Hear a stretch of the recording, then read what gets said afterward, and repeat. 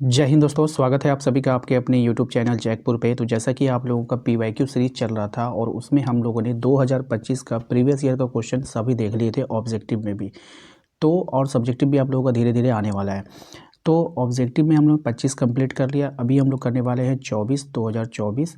और जैसे कि आप लोगों को पता है जितने भी एग्ज़ाम अभी हुए हैं सब में प्रीवियस ईयर के क्वेश्चन काफ़ी पूछे गए हैं। तो आप लोगों को प्रीवियस ईयर क्वेश्चन पे काफ़ी फोकस करना है, ठीक है, और अच्छे से करके जाना है।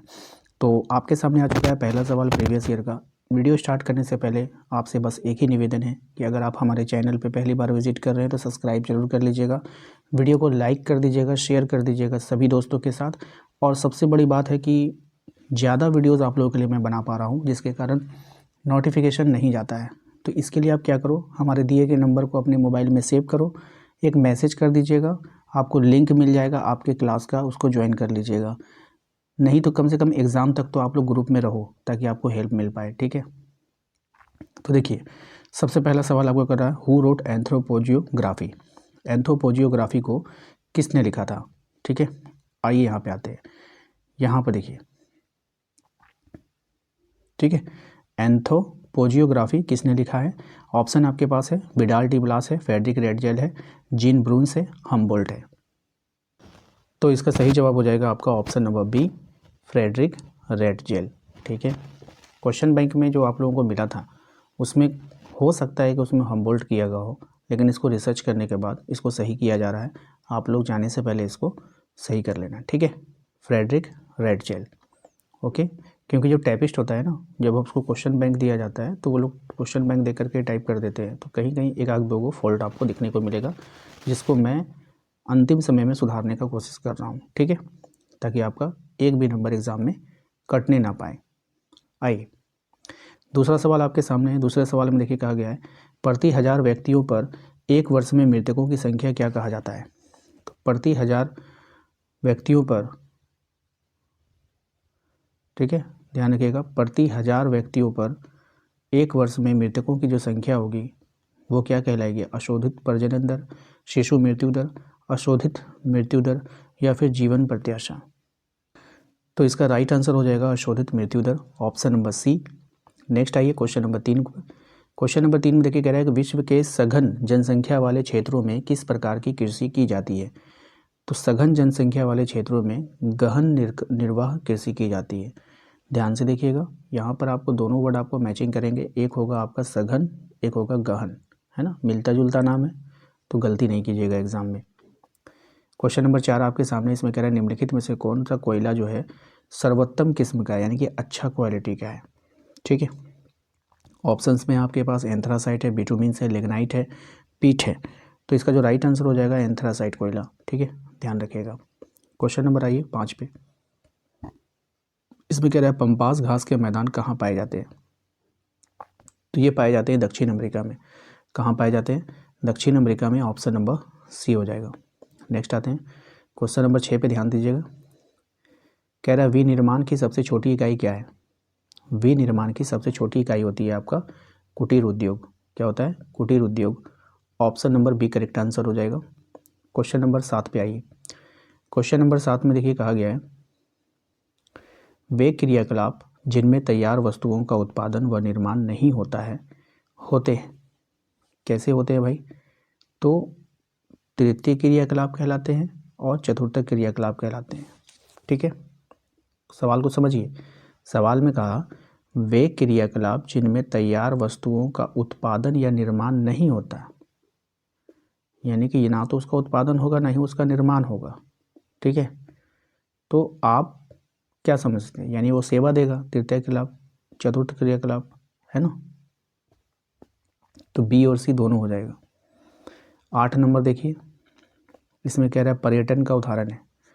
पर्यटन का उदाहरण क्या है? तृतीय क्रियाकलाप का उदाहरण है, ठीक है, ध्यान दीजिएगा। Question number 9, NH44 is connecting, किसको कनेक्ट करता है ये आपको बतानी।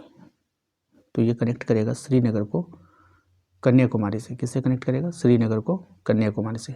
राष्ट्रीय राजमार्ग 44 जोड़ता है किसको? श्रीनगर को कन्याकुमारी से। नेक्स्ट आइए क्वेश्चन नंबर 10 आपके सामने है, ठीक है। इसमें कहा गया है स्वेज नहर जोड़ता है। अब स्वेज नहर किसको जोड़ता है भाई? तो ये जोड़ता है भूमध्य सागर को लाल सागर से। किसको जोड़ेगा? भूमध्य सागर को लाल सागर से। क्वेश्चन नंबर आइए नेक्स्ट, किस वर्ष भारत को इंटरनेट की सुविधा प्राप्त हुई थी? यानी कि कौन से वर्ष भारत को इंटरनेट की सुविधा प्राप्त हुई थी आपको बतानी है। ठीक है, तो इसका राइट आंसर हो जाएगा आपका 1995। डेट अगर पूछे तो 15 अगस्त, याद रखिएगा 15 अगस्त 1995 में ये जो है हुआ था। ठीक है, ध्यान रखिएगा 15 अगस्त 1995। आइए आगे बढ़ते हैं। क्वेश्चन नंबर 12 कह रहा है कि निम्न में से प्राचीन शहर कौन सा है? अब बताना है कि निम्न में से प्राचीन शहर कौन सा है, इसमें आपको बताना है। तो देखिए पटना, ठीक है, पहले इसको पाटलिपुत्रा कहा जाता था। क्या कहा जाता था? पाटलिपुत्रा, लेकिन पटना आंसर होगा। क्वेश्चन नंबर 13 को ध्यान से देखेंगे। क्वेश्चन नंबर 13 में कह रहा है कि चाय उत्पादक प्रदेश कौन है?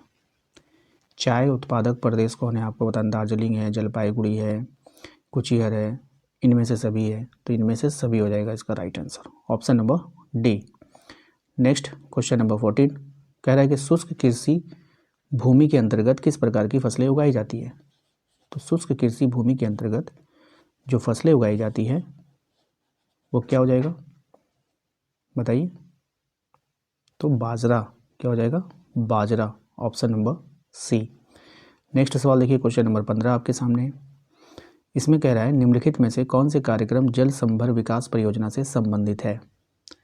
कौन सा कार्यक्रम जल संभर विकास परियोजना से संबंधित है? ठीक है भाई,